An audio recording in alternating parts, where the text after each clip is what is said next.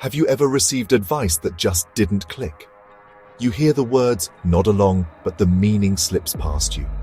It's like a song playing in another room. You know it's there, but you can't catch the melody. Then months or years later, those same words return, and suddenly, they're the truth you needed all along.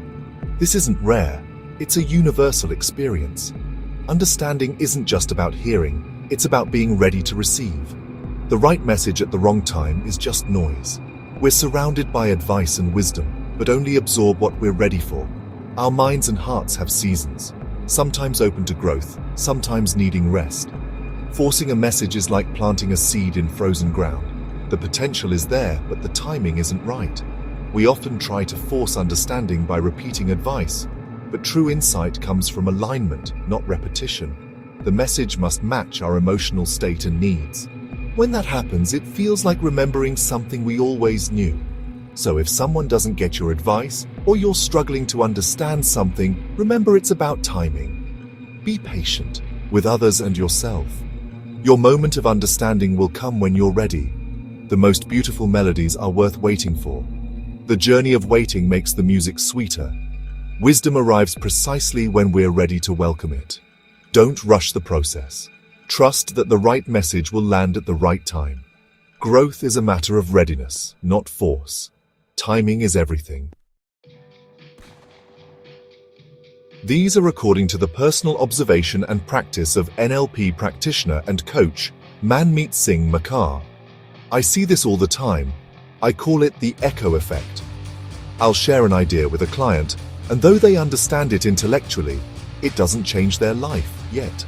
Months later, after a big life event, that same advice suddenly becomes essential.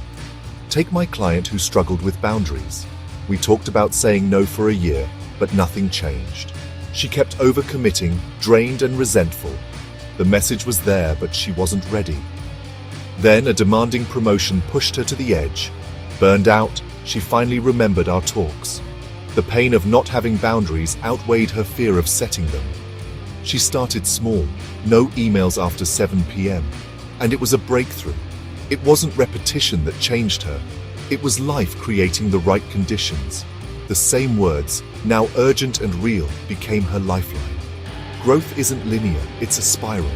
We revisit lessons until life gives us the experience that lets wisdom sink in. Be patient with yourself and others. Sometimes the message needs to echo until the moment is right. True change happens when life and wisdom finally align.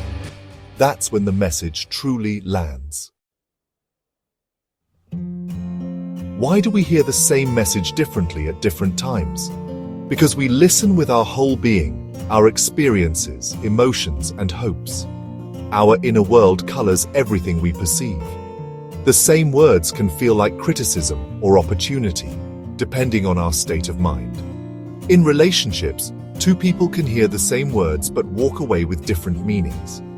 I miss you can sound like a demand if someone's exhausted, or a call for connection if they're open. True communication requires emotional safety and openness. The same goes for our spiritual journeys. A book read at 20 might seem ordinary, but at 40, after life's ups and downs, its words can suddenly resonate deeply. Our readiness is shaped by where we are on our journey. It's not about intelligence but openness. Recognizing our inner state as the main filter for messages is the first step to true understanding. Ask yourself, am I open to this, or is my emotion blocking the message? Self-awareness unlocks deeper listening. Our growth depends on it. If readiness is key, how do we become more open to wisdom? First, practice active listening. Listen to understand, not to respond. Quiet your inner voice and give full attention.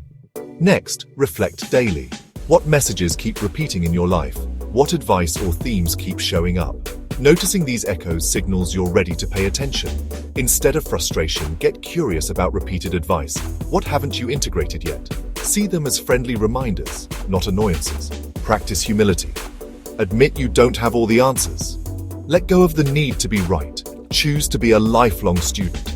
This keeps the door to wisdom open. Humility is strength, not weakness. Openness invites new insights. In the end, Wisdom is always present, waiting for us to be ready. The message doesn't change, we do. This frees us from guilt and pressure to get it right away. We can look back with compassion, knowing we did our best with what we knew. And we can look forward with hope. Breakthroughs are always closer than we think. Life is a grand library.